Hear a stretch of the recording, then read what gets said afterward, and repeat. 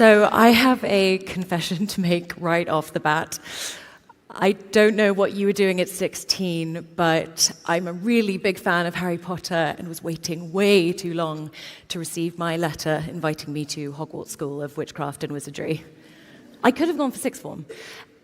I was also waiting for an invitation to the Jedi Temple or a tap on the shoulder to invite me to the X-Men. I was that kid. When I was 16 years old, I got my wish. I was taken into a doctor's office and told that I am, in fact, part of a group of people who are still largely invisible and misunderstood. I am intersex. That's my superpower. For many of you in this room, it'll be the first time you've even heard the word intersex. Intersex is anatomy. It refers to people who are born with one or more of a variation of sex characteristics. That's your genitals, your hormones, your chromosomes, that fall outside of the traditional conceptions of male and female bodies. In other words, the most basic assumption we've made about our species, what we're taught in schools, that sex is binary, just male and female, is not correct. Like most things in this world, it is much more complicated than that. Intersex people who fall outside of this false sex binary have always existed throughout human history. Like the wizards of Harry Potter, we are pretty much invisible.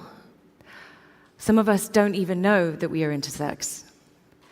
Like the X-Men, some of our traits are obvious at birth, and others turn up around the time when puberty is supposed to kick in. When we find out we are intersex, some of us believe we are the only ones in the world. Me specifically, I have XY chromosomes, which you may have understood to be typically male. I was also born with gonads instead of ovaries. Standing here on this stage would have been my worst nightmare only 5 years ago. It would have been impossible. I use the metaphor of the superhuman, but really, we are just like you. Intersex people are thought to make up to 1.7% of the population.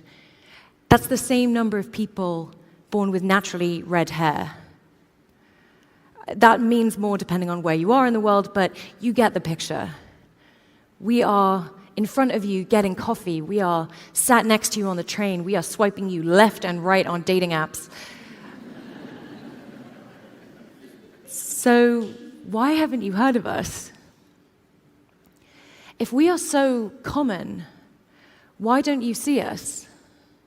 How has the world responded to us? We often think of disciplines like medicine and the law as supposedly neutral, immune to bias. The law is reason-free from passion. The doctor's Hippocratic oath states that warmth, sympathy, and understanding may outweigh the surgeon's knife or the chemist's pill. In truth, these disciplines that touch our lives are impressive, but they are filled with our prejudices.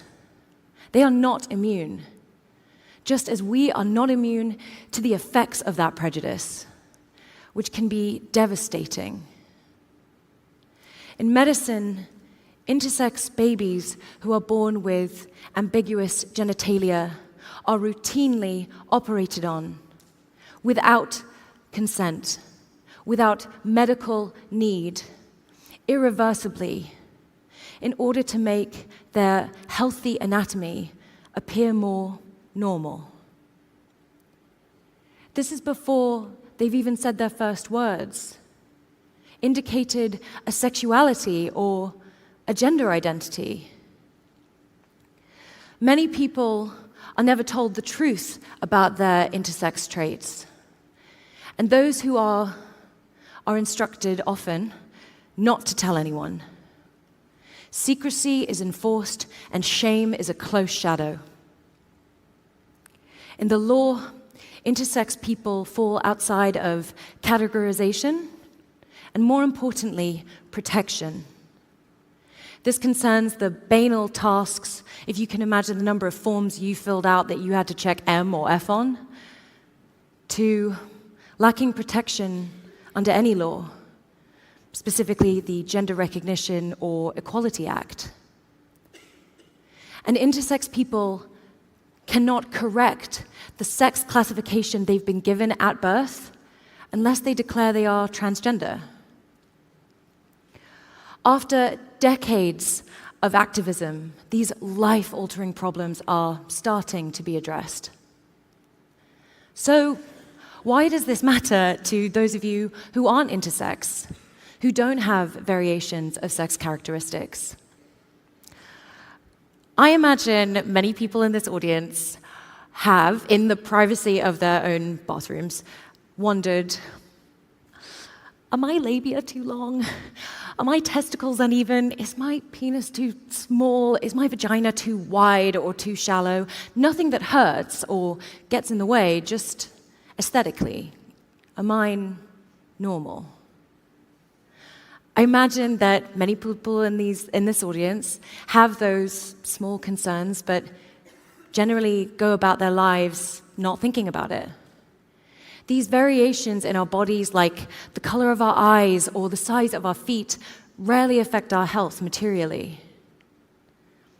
To put it another way, to give you an idea of the intersex experience, what if when you were an infant, your parents or your doctors looked at your labia, your penis, your testicles, and thought they're healthy, feeling, but they're not normal.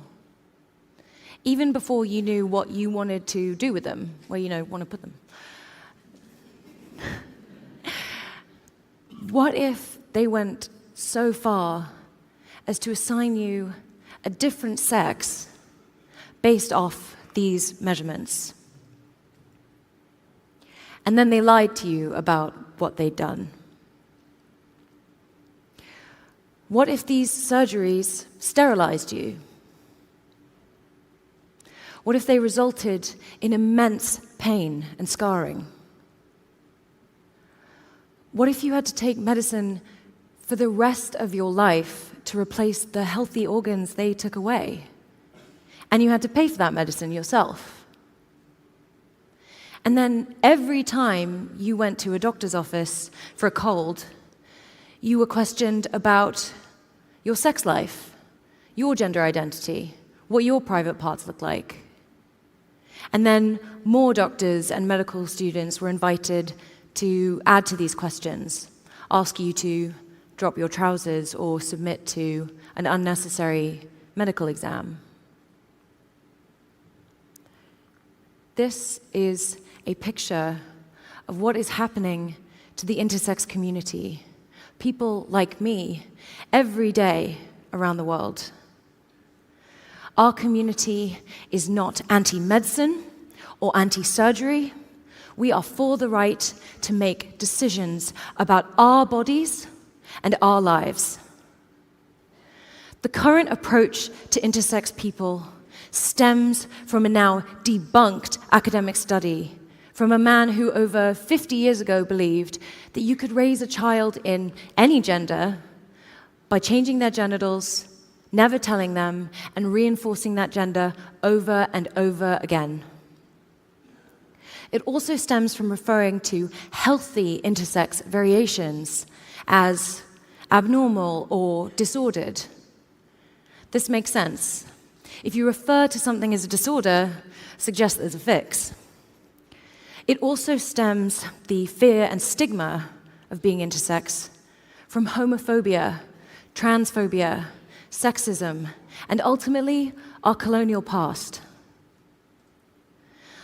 I am not here to say that the categories of men and women don't exist. I'm saying, like most things in this world, It is more complicated than that. The world is complex, and we can choose to see that as beautiful, or we can choose to continue to deny the existence of that complexity, push people into artificial binary boxes, fix what isn't broken, and restrict our own field of vision. One of the challenges that intersex people face today is making ourselves visible and making ourselves safe at the same time. By that I mean we are appealing to the humanity of lawmakers to make us safe, whilst putting ourselves into the public eye, sharing our stories, trying to build community with people like us, even when it isn't safe to do so.